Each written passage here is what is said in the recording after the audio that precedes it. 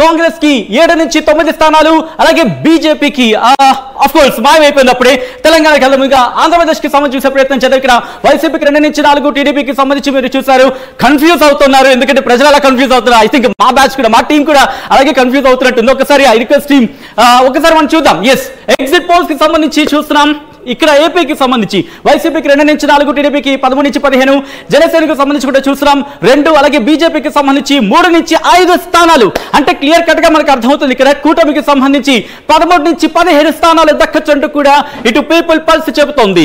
ఇక్కడ మీరు చూడొచ్చు వైసీపీకి సంబంధించి కేవలం 2 నుంచి 4 స్థానాలు. ఇది లోక్సభకు సంబంధించి మాట్లాడుకునే ప్రయత్నం చేస్తున్నాం. అలాగే జనసేనకు 2, భారతీయ జనతా పార్టీకి షాకింగ్ చెప్పుకోవాలి, ఎందుకంటే 3 నుంచి 5 దాదాపుగా 50% కి సంబంధించి మాట్లాడుకోవచ్చు అనే చెప్పుకోవాలి. ఇక్కడ ఇది ఆంధ్రప్రదేశ్ కి సంబంధించి మొత్తం 25 స్థానాలకి ఇక్కడ కూటమి ఎక్కువ అత్యధిక స్థానాలు 13 నుంచి 15, ఆన్ అండ్ యావరేజ్ గా 14 అనుకుందాం, 2 16, ఆన్ అండ్ యావరేజ్ గా 4 అనుకుందాం, మొత్తం 14, 2, 16, 20 స్థానాలు సంపాదించుకునే అవకాశం ఉందంటే ఇక్కడ ఇటు పీపుల్ పల్స్ చెప్తోంది. కూటమికి సంబంధించి మాట్లాడుకుంటే వైసీపీకి సంబంధించి 2 నుంచి 4 అంటే ఆన్ అండ్ యావరేజ్ గా 3. సో మొత్తంగా చూసుకుంటే చాలా ఇంట్రెస్టింగ్ ఒక టఫ్ ఫైట్ అనే వాతావరణం ఎక్కడ కనిపించదు. కూటమికి సంబంధించి ఇక్కడ అత్యధిక స్థానాలు వచ్చే అవకాశం ఉండగా మనకి అర్థమవుతోంది.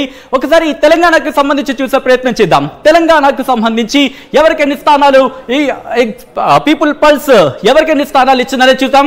అంతకన్నా ముందు అసెంబ్లీకి సంబంధించి చూసే ప్రయత్నం చేద్దాం. Yes, here it is People Pulse AP లోక్సభకు సంబంధించి మనం చూసాం. ఒక్కసారి అసెంబ్లీకి సంబంధించి ఎవరికి ఎన్ని స్థానాలు ఇస్తుందనేది ఓసారి చూసే ప్రయత్నం చేద్దాం. హియర్ ఇట్ ఇస్ ఆంధ్రప్రదేశ్ కి సంబంధించి వైసీపీ 45 నుంచి 60 స్థానాలను సొంతం చేసుకుంటుందంటూ కూడా పీపుల్ పల్స్ చెప్తోంది.